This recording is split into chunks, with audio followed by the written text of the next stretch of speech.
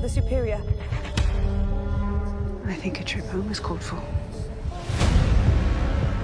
I don't want to just endure. We should be leaders of the Imperium.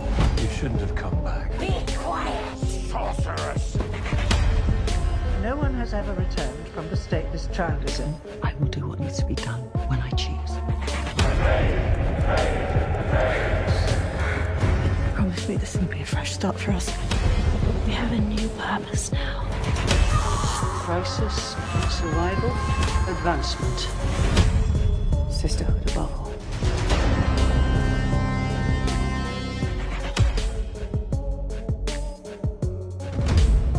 I'm leaving for Solusa Secundus. Pruitt Rashesi is dead. Burned. A second attack. Tula. This is the burning truth Mother Akela spoke of. The wedding has crumbled, and Valya's plan to put a sister on the throne is in jeopardy. With Kasha gone, I have to secure the princess. Someone has to protect our plans. I can take care of things here.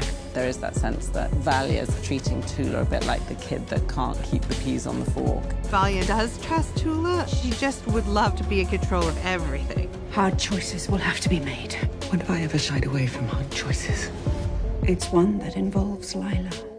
Tula is incredibly reluctant to put Lila through the agony. She's not ready, she's vulnerable, she could die, and Valya makes her do it. We need you to talk to Mother Akela. Lila's always wanted to know who her family is. She feels like a bit of an outsider. She's seen people come in to the sisterhood from these families, and they know exactly who they are. When she finds out it's Raquella, it's the highest honor, but immediately a lot of responsibility is placed on her shoulders. They're using you. Sisterhood above all. Not sisters. Jen is very anti-establishment. She's very wary of someone telling her how it is. Emmeline and Jen butt heads a lot. They really come from opposing views of the world. Human life is sacred. There's no greater honor than to give it. Emmeline sees a lot of potential in Lila, and through Lila, she might get access to Dorothea, Emmeline's icon. So she has a little bit of an agenda of her own. As Lila has to decide whether to undergo the agony, we learn more about the relationship she has to Tula. I used to pretend you were my mother. Well, I'll tell you a secret, so did I. Lila really looks for solace in Tula and comfort.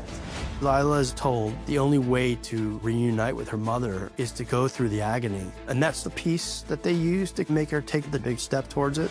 For Lila, the agony was so far into the future, so when it's quite daunting. Chloe's an amazing actress. She wasn't afraid to go deep and touch the darkness of the emotions of the scene. She starts to think about, is this really going to be the end of my life? When she lies on that table and Tula is there, Just follow my voice. she knows that she's going to get through it. I've been waiting for you. Dorothea throws her off track.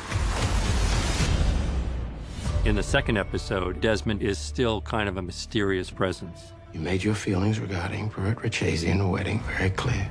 Desmond's way of political operation is he's going to tell the truth about everything he does. I did not tell you to kill that boy that you wanted me to. The Emperor wants nothing to do with that because that could get him in great trouble. This is madness. Desmond Hart starts to feel like a fanatic to him. Guards! Arrest him. There's a lot of fireworks underneath the surface of Valya and Desmond's first meeting. Did you kill Reverend Mother Kasha? I saw the corruption in her heart. The same way I see the blood trailing your every step. She is enemy number one for Desmond. Valya knows that there is a power working behind him that she hasn't discovered yet. See? But she knows if I just keep following the logic, I will find it. Thank you, Mother Superior. I think we've heard all we need to. Natalia doesn't trust the sisterhood. She sees Carino as being almost involved in a kind of coercive relationship. There's a sense of intrigue for Natalia about Desmond. It's really about political expediency. Why not let me show you how I would humble those who try to take from you?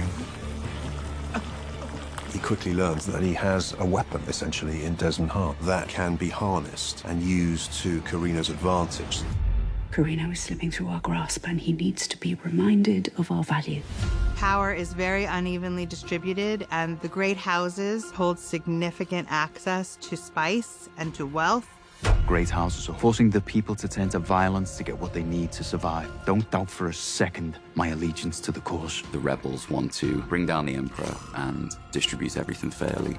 Inside the middle of that rebellion resides the Sisterhood.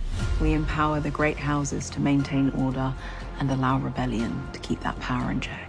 The Sisterhood of like having the perfect person next to you playing chess with them. They can give you all the answers, but you don't realize that they're the person you're playing chess against. When Desmond comes along, he kind of like flips the board over and he's like, new game. House Carino no longer requires your services. Valia assumes she will outmatch Desmond. Take out your blade. Drive it into your throat. Desmond is resistant to her power. I always wondered what your greatest fear would be. Now I have seen it. What is really driving Desmond is one of the central mysteries of the show, and something we'll have to explore as the series unfolds.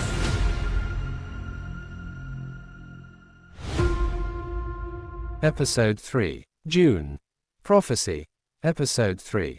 Before becoming known as the Bene Gesserit, a powerful sisterhood works in the shadows to guide the universe. Dune.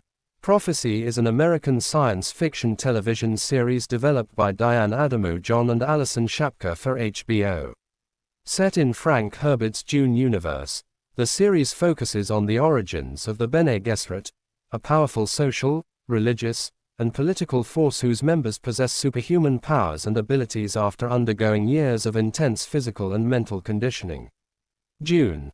Prophecy is a prequel to the 2021 Denis Villeneuve film Dune, which adapts the first half of the 1965 novel of the same name by Frank Herbert, and it takes place some 10,000 years before the events of the film. The show, which draws upon, but is set after, the Great Schools of Dune novel trilogy, 2012-2016, by Brian Herbert and Kevin J. Anderson, is produced by Legendary Television, with Shapka serving as showrunner, writer, and executive producer. In November 2016, Legendary Entertainment had acquired the film and television rights for the 1965 novel Dune by Frank Herbert from his estate. 1919, Legendary eventually contacted Denis Villeneuve to direct a two-part film adaptation of the novel by the next month, and was confirmed as director by February 2017. 2021, Legendary Television announced a full series order of Dune, The Sisterhood in June 2019, produced for WarnerMedia's then streaming service HBO Max. 22, 23, 24, the series would focus on the Bene Gesserit order and serve as a prequel to Villeneuve's 2021 film Dune. 25, based on material from Dune and the 2012 prequel novel Sisterhood of Dune by Brian Herbert and Kevin J. Anderson. 16, Villeneuve was set to direct and produce the series pilot with John Spates writing the screenplay. Both would serve as executive producers alongside Byron Merritt, Kim Herbert, Kevin J. Anderson, and Herbert's son, Brian. 26, 27, Villeneuve said, "The Bene Gesserit have always been fascinating to me. Focusing a series around the powerful order of women seemed not only relevant and inspiring but a dynamic setting for the television series.